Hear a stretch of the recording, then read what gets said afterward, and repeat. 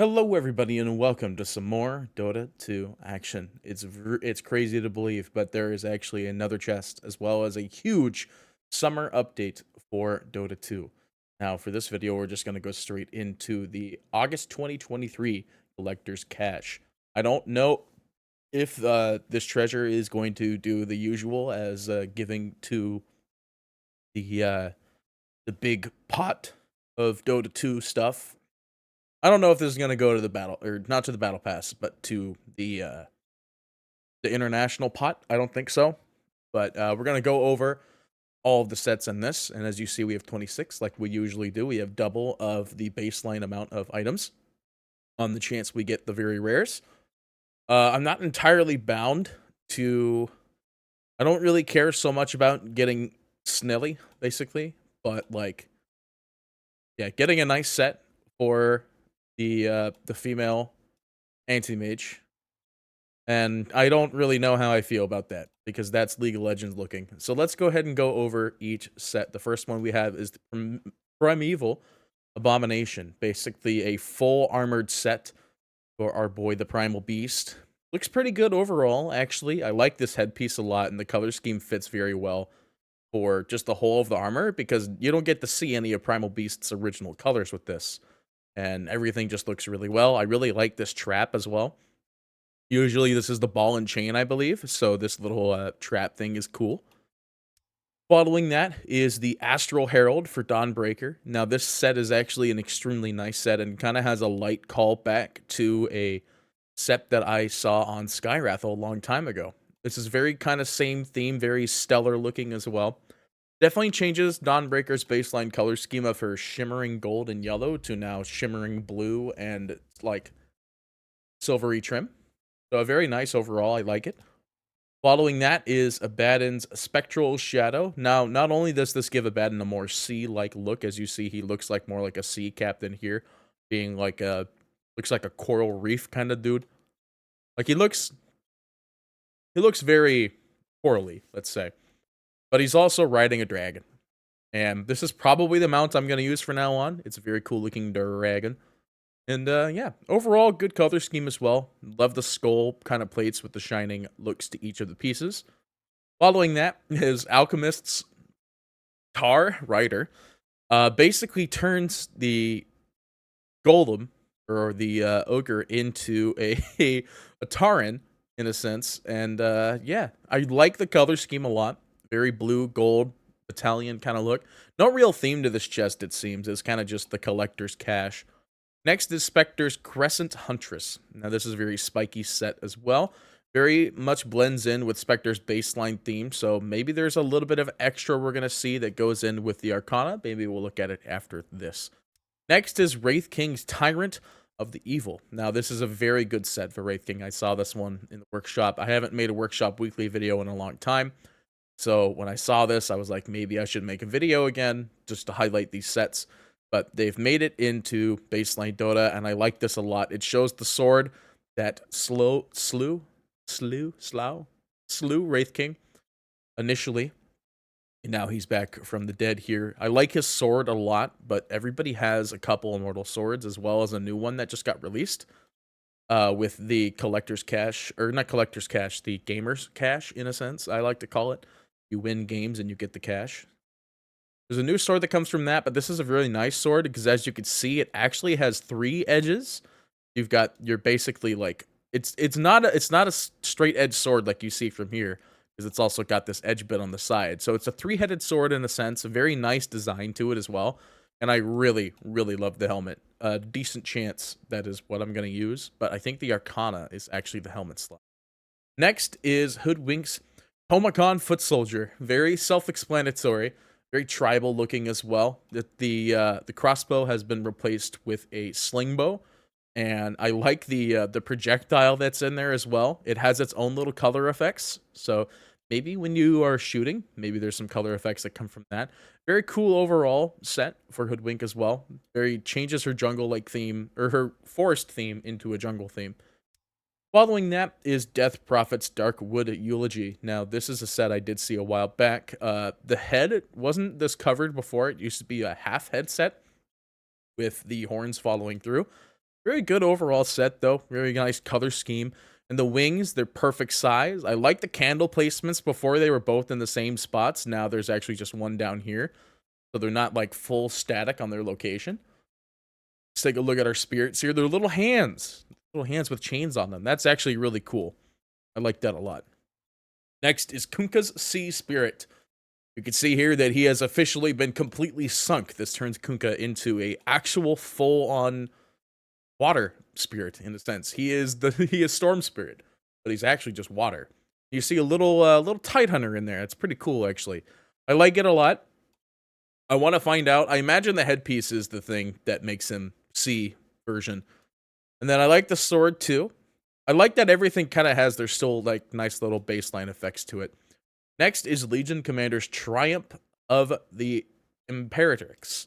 Now this is basically a set that highlights Legion's sort of lore-like history of being a gladiator and or maybe of a dueling inspiration, but very nice set overall. I like this static six-pack armor piece that comes with it.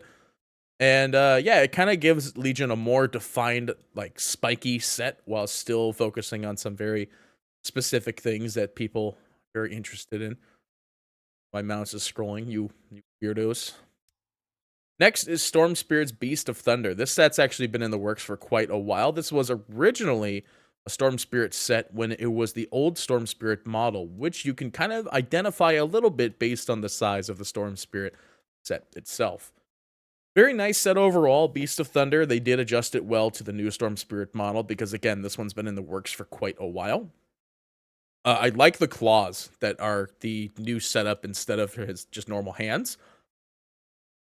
Overall, pretty good Storm Spirit set, not gonna lie. Next, we have Jakiro's Ancestral Heritage. Now, this is another set that highlights both color-based schemes of Jakiro extremely well. You could see that the lava side is extremely defined, with the ice side extremely defined. Heavy armor on the left and light armor on the right. Pretty good overall. It looks like they didn't actually put a lava sigil on the other hand here, so that's a little bit interesting, but we'll see how it plays out. Pretty good set overall still. All the sets are really good, actually. This one I'm really, really excited to see, the Zune Viper. This kind of brings us back to that collector's set that's that everybody was kind of fawning over for a little while. This one is kind of like that in the sense that now you're a serpent instead.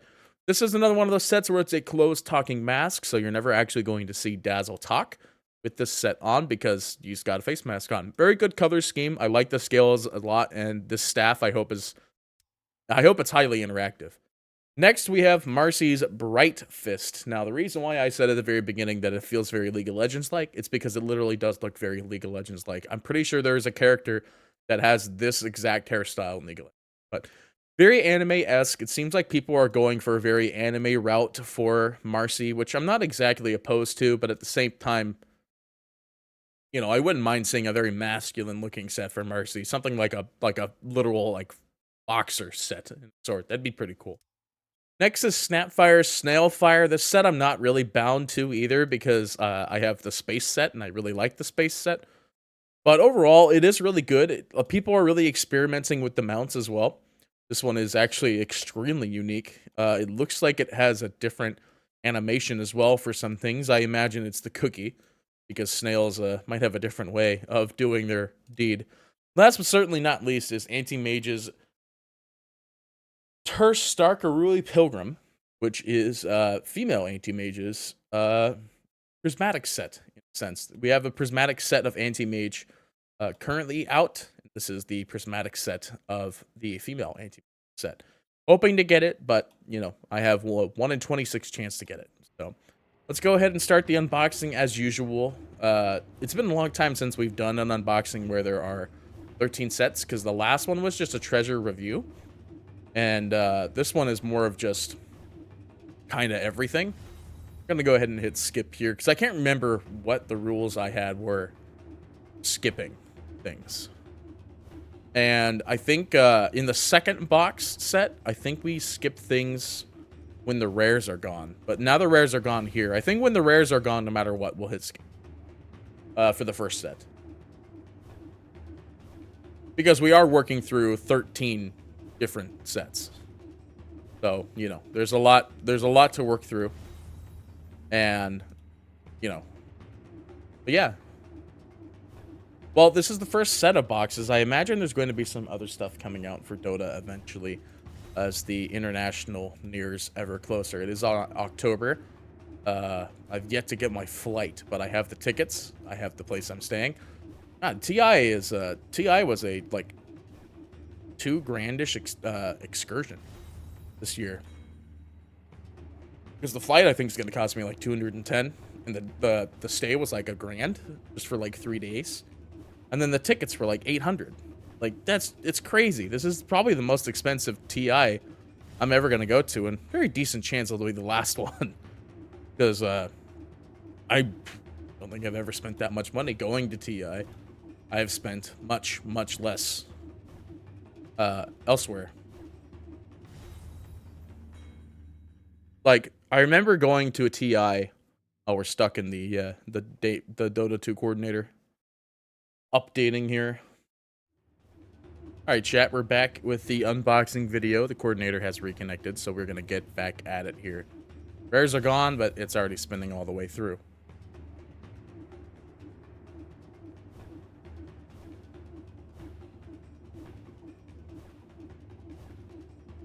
Dude, you can't leave the anti-mage one. The rarest of them all as the last one. Okay, well, you can't also take away all of the other rares.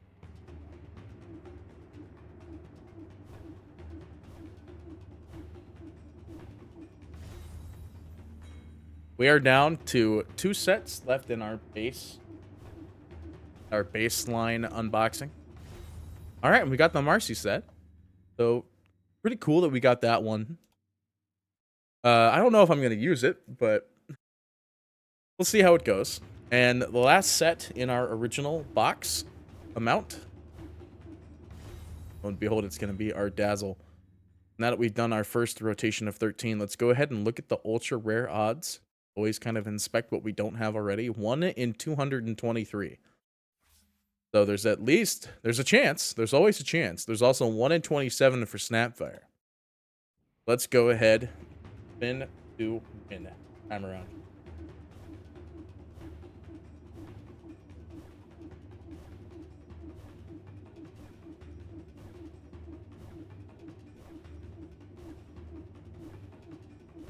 Oh. I was hoping. I saw the anti-mage one still chilling. I wasn't even looking at it, but we did get Snelly at least. So now we really just need the anti-mage one. We don't really need it because the anti-mage set I have is nice. But it would be cool to get another anti-mage set. Rares are gone. We're going to go ahead and hit skip. One here.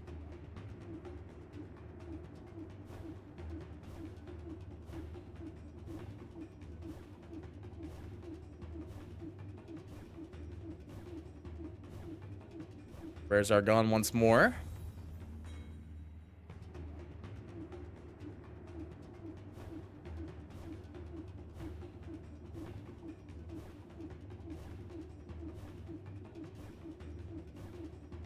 It was just Snelly. There's no way we're getting Snelly again.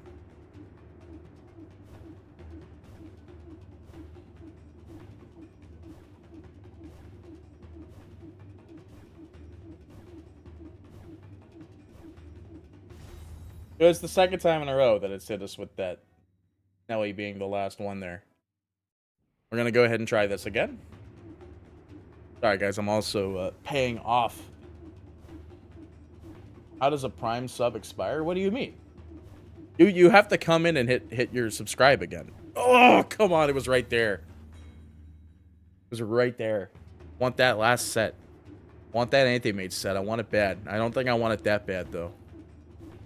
I don't think I want it as bad as purchasing multiple boxes after seeing it go away. Oh, come on. Don't do that to me.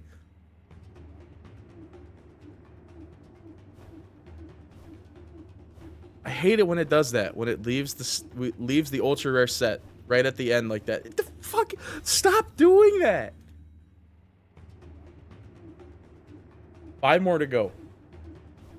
I'd prefer if the set disappeared immediately.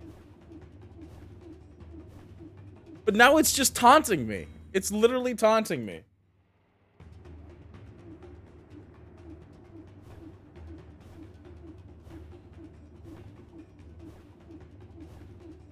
It is taunting me so hard.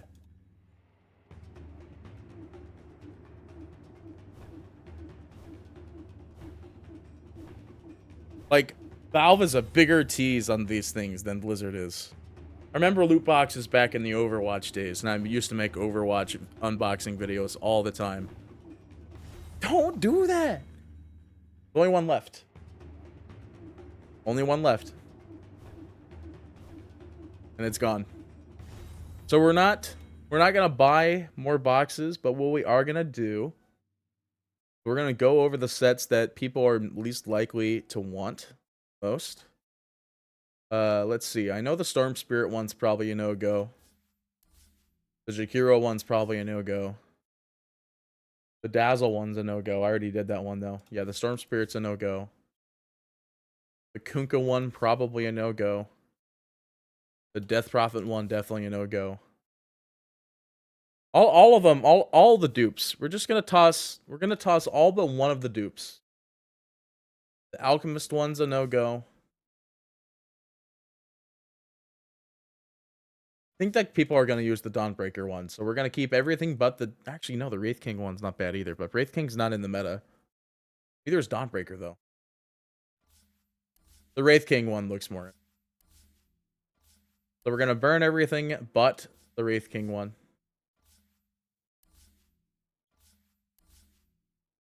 We're going to claim 2 extra chests. And try for the set. Gonna let it spin out all the way. And chat, if you enjoyed the video, I hate doing this, but make sure you leave a like. By chat, I mean YouTube, because this is going to YouTube as well. If you enjoyed the video, like it. If you didn't, okay. But yeah, I'm sure there's more videos to come. Dota 2 is on its way to having a very free-esque update, because there's no battle pass. Well, the set's gone, so. Chat, looks like that is it, then, for this unboxing. Thank you so much for watching. I hope you thoroughly enjoyed Dota 2 unboxing video of the August 2023 Collector's Cache. So we'll see you next time for some more Dota 2 actions. Party PD, signing off.